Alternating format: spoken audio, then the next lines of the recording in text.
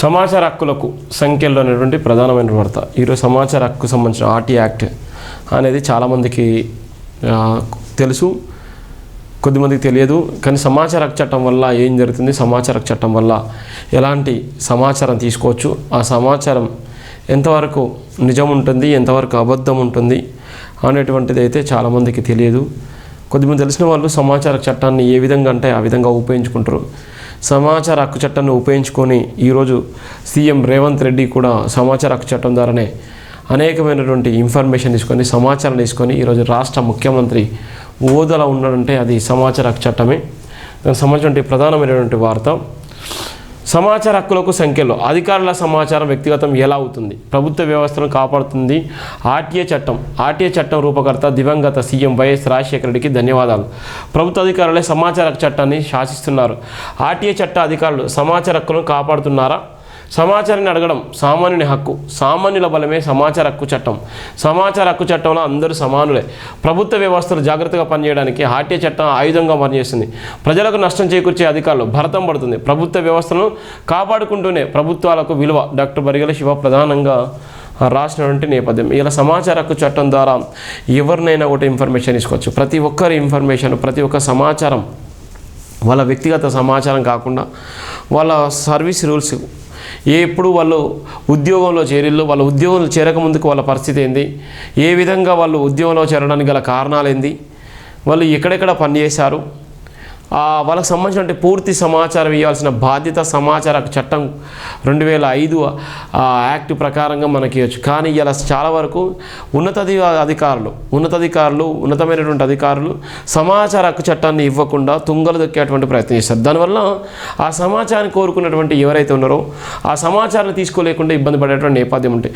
సమాచార హక్కు చట్టం 2005 యాక్ట్ ప్రకారంగా వాళ్ళకి ఏదైనా గడువులోపు ఇవ్వాలి. 45 రోజులు కానీ అంతకన్నా బిఫోర్ కానీ అంతకన్నా 40 రోజులు దాటిపోయినా కూడా ఇచ్చేటువంటి పరిస్థితి. ఒకళ్ళు ఇవ్వకపోతే చట్టపరమైనటువంటి చర్యలు తీసుకునేటువంటి వెసులుబాటు కూడా ఉంది. ఈ క్రమంలోనే వైఎస్ రాజశేఖర రెడ్డి 2005లో సమాచార చట్టాన్ని ప్రారంభించి ఇలా ఉన్నటువంటి అధికారులకు సంబంధించినటువంటిది వివిధ రకాలకు సంబంధించినటువంటిది వాళ్ళందరి సమాచారాన్ని ఇవ్వవలసిందిగా ఉన్నతాధికారులకి ఆ యొక్క డిపార్ట్మెంట్లో ఉన్నటువంటి వాళ్ళందరికీ కూడా ఈ సమాచారం తీసుకునేటువంటి వెసులుబాటు కల్పించారు. కానీ ఈరోజు ఈ వెసులుబాటులో భాగంగా చాలామంది ఈ సమాచార హక్కు చట్టాన్ని ఇవ్వలేనటువంటి పరిస్థితిలో ఉన్నారు. చాలామంది ఇవ్వలేనటువంటి పరిస్థితిలో ప్రధానంగా రాసిన నేపథ్యం. సమాచార హక్కు చట్టం ఆర్టీఏ సామాన్య ప్రజల ఆయుధమే కాదు, అవినీతి అక్రమాలకు అడ్డుకట్ట వేసే శక్తివంతమైన సాధనమని డాక్టర్ బరిగెల శివ తెలిపారు. అధికారులు తమ వ్యక్తిగత సమాచారం అంటూ ప్రజా ఆధారాలను దాచిపెడుతూ ఆర్టీఏకి సంఖ్యలు వేస్తున్నారని ఆరోపించారు. దివంగత ముఖ్యమంత్రి వైఎస్ రాజశేఖర రూపొందించిన ఈ చట్టాన్ని బలహీనపరిచే ప్రయత్నాలు ఆపాలని గ్రామాన అవగాహన కల్పించి ప్రజల హక్కులను కాపాడని డిమాండ్ చేసిన నేపథ్యం కూడా మనం చూస్తున్నాం. ఎంత భయంకరంగా ఉందంటే అంత భయంకరమైనటువంటి నేపథ్యం ఉంది. ఎందుకు ఈ సమాచార హక్కు చట్టం ద్వారా అడ్డుకట్టబడతారంటే వాళ్ళ వ్యక్తిగత సమాచారంతో పాటు వాళ్ళ లావాదేవీలు, వాళ్ళకు ఉన్నటువంటి వెసులుబాట్లు, వాళ్ళు ఎక్కడ పనిచేసేలు, వాళ్ళ మొత్తం టోటల్గా వాళ్ళ చిట్టా, వాళ్ళ బయోడేటా మొత్తం తీసుకునేటువంటి వెసులుబాటు ఉంటుంది ఈ ఆర్టీఏ యాక్ట్ ద్వారా. కానీ చాలా వరకు ఈ ఆర్టీఏ యాక్ట్ ద్వారా ఈ సమాచారాన్ని ఇవ్వాల్సినటువంటి అధికారులు కూడా ససేమేర్ అనే విధంగా ఉంటారు. ఇవ్వరు సమాచారం కూడా ఇవ్వరు. ఎందుకోసంటే వాళ్ళ సమాచారం ఇచ్చినట్లయితే ఎవరికైతే సమాచార హక్కు చట్టం కింద దరఖాస్తు చేసుకున్నారో ఆ దరఖాస్తు చేసుకున్నటువంటి ఆ యొక్క వ్యక్తి ఆ సమాచారాన్ని పబ్లిక్ చూపించేటువంటి ప్రయత్నం, పబ్లిక్లో చూపించేటువంటి ప్రయత్నం చేసినప్పుడు వాళ్ళకి ఇబ్బంది కలిగేటువంటి సందర్భం అంటే వాళ్ళు ఆడినటువంటి అబద్ధాలు, వాళ్ళ ఉద్యోగరీత్యా కానీ వివిధ రకాలుగా వాళ్ళు లబ్ధి పొందినటువంటి సందర్భాలు కానీ వాళ్ళకి నష్టం జరిగేటువంటి సందర్భం ఉంటాయి. కాబట్టి అందుకోసమే సమాచార హక్కు చట్టాన్ని నీరుగార్చేటువంటి తుంగలు దొక్కేటువంటి ప్రయత్నం చేసేటువంటి నేపథ్యం ఉంది. సమాచార హక్కులకు సంఖ్యలు. సమాచార హక్కు చట్టం సాధారణ ప్రజలు జీవితాలను బలపరుస్తుందని డాక్టర్ బరిగెల శివ బలమైన సంకేతాన్ని లేవనెత్తారు. సాధారణ ప్రజల హక్కులను అనుగుణంగా రూపొందించబడిన సమాచార హక్కు చట్టానికి ప్రపంచవ్యాప్తంగా ఆదరణ ఉందని తెలిపారు. అణగారిన వర్గాలను బలపరచడం కోసం సమాచార హక్కు చట్టం ఎంతగానో ఉపయోగపడుతుందన్నారు. 12 అక్టోబర్ 2005న నిర్మాణం దాల్చిన సమాచార హక్కు చట్టం కేవలం సామాన్యుల హక్కులను కాపాడడం కోసం రూపకల్పన చేయబడడం ఎంతో అద్భుతం అన్నారు. ఆర్టీఏ చట్టాన్ని రూపొందించిన యుగంధర సీఎం వైఎస్ రాజశేఖర రెడ్డి విలువలను నిరంతరం కొనసాగిస్తూ ఎంతో గౌరవించుకోవాలన్నారు. నిజాయితీని కాపాడడం కోసం సమాచార చట్టం బలంగా పనిచేస్తుందన్నారు. ప్రభుత్వ కార్యాలయాలు జవాబుదారాన్ని భరించడానికి కేవలం సమాచార చట్టం ఒకటైతే సన్మార్గం భావించాల్సి ఉందన్నారు. సజావుగా ప్రభుత్వ కార్యాలయంలో పనులు జరగడానికి ఆర్టీఏ చట్టం బలంగా పనిచేస్తుందన్నారు. ప్రభుత్వ కార్యాలయంలో రూపొందించబడుతున్న ప్రతి ఆధారాన్ని జాగ్రత్తగా భద్రపరచడం కోసం కోసం ప్రజా సంక్షేమంలో ఆమోదించబడిన ప్రతి పత్రాన్ని సమాచార చట్టం ద్వారా పొందుకోవడం కోసం గొప్ప అవకాశాలను ఆర్టీఐ చట్టం కల్పించిందన్నారు. ప్రతి ప్రభుత్వ కార్యాలయ ఆర్టీఐ చట్టంలో అధికారులుగా పనిచేస్తున్న ప్రభుత్వ అధికారులు సమాచార చట్టాన్ని కాపాడుతుందని అభినందించారు. కొన్ని ప్రభుత్వ కార్యాలయాలు సమాచార చట్టానికి చట్ట పరిమితులను కల్పిస్తూ మొదటి దశ, రెండవ దశ, మూడో అప్పీల్ అంటూ సాధారణ ప్రజలను కార్యాలయం చుట్టూ తిప్పుతున్నారు. అలాంటిది ఎవరికీ మంచిది కాదన్నారు. ఏ ఆధారనైనా సులభతరంగా పొందుకునే హక్కును సమాచార చట్టం కల్పించిందన్నారు.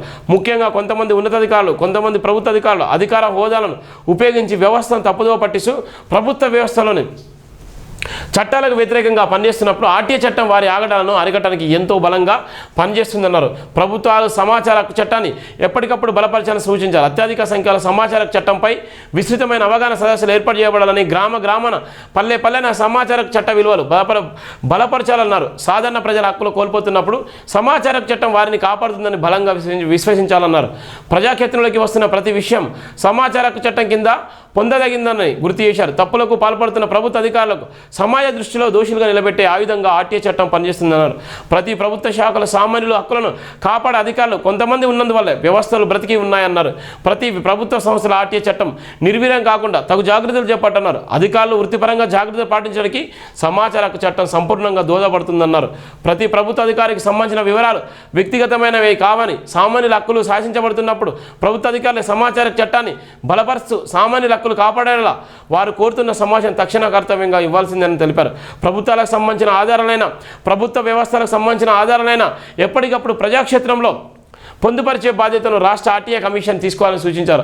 ప్రధానంగా ప్రభుత్వ వ్యవస్థలో పాలన అధికారులు కొనసాగిస్తున్న ఆర్థిక లావాదేవీలతో ఎక్కువ అవినీతి అక్రమాలు జరుగుతున్నాయని, వాటన్నిటికీ ఆధారం లేకుండా అలాంటి పాలనలో బాధ్యతలు నిర్వహించిన అధికారులు ఆదరణ మాయం చేస్తున్నారని, దానివల్ల ప్రభుత్వ వ్యవస్థలు పూర్తిగా నిర్వీర్యం అయిపోయే అవకాశం ఉందన్నారు. ఆడిట్ లెక్కలు పూర్తవుతున్న ప్రతి ప్రభుత్వ వ్యవస్థకు సంబంధించిన ఆర్థిక లావాదేవీలను వెబ్సైట్లో పొందుపరుస్తూ అధికారుల నిజాయితీ కనబరచాలని, అలాంటిది కేవలం ఆర్టీఐ చట్టం ద్వారా మాత్రమే కట్టడి చేయగలిగే అవకాశం ఉందన్నారు. సామాన్య ప్రజలు, ప్రజా సంఘాలు ప్రతి ఒక్కరూ ఆర్టీఐ చట్టాన్ని హక్కుగా భావిస్తూ ప్రజల జీవన విధానాన్ని మెరుగుపరచుకోవాలని సూచించడంతో పాటు ప్రశ్నించే హక్కును కల్పించే ఆర్టీఐ చట్టంపై అనుభవమైన అవగాహన పెంచుకోవాలని తెలిపారు. ప్రభుత్వాలకు ఆర్టీఐ చట్టం మీద ఎంత బాధ్యత ఉంటుందో అంతే బాధ్యత హక్కులకు ఉపయోగించుకునే, రక్షణ పొందుకునే అవకాశాలు సాధారణ ప్రజలకు ఉంటాయని గుర్తుంచుకోవాలనే నేపథ్యం కూడా మనం చెప్తున్నాం. ఇక్కడ ఆర్టీఐ సమాచార హక్కు చట్టం ఏ విధంగా అయితే 2005లో దీనికి ప్రారంభించబడిందో 2005 నుంచి చాలామంది వివిధ రకాలుగా సమాచార చట్టాన్ని తీసుకునేటువంటి సందర్భం, వాళ్ళ ఇన్ఫర్మేషన్ తీసుకునే, సమాచారం తీసుకునేటువంటి సందర్భాలు మనం చూస్తున్నాం. కానీ ఈరోజు సమాచార చట్టం ద్వారా అనేకమైనటువంటి సమాచారాన్ని మనం తీసుకోవచ్చు. ఆ సమాచారాన్ని ఏ విధంగా తీసుకోవచ్చు, ఎంతవరకు వాళ్ళు సమాచారం ఇస్తారు, ఒకవేళ ఇవ్వకపోతే ఆ సమాచారం ఏ విధంగా మళ్ళీ తీసుకునేటువంటి పరిస్థితి ఉంటుంది, ఒకవేళ సమాచారం ఇవ్వకపోతే ఎవరిని కలవచ్చు అనేటువంటిది ప్రధానంగా ఉన్నటువంటి నేపథ్యం. ఇది జయబింద్ర పత్రికలో రాసినటువంటి ప్రధానమైనటువంటి వార్త.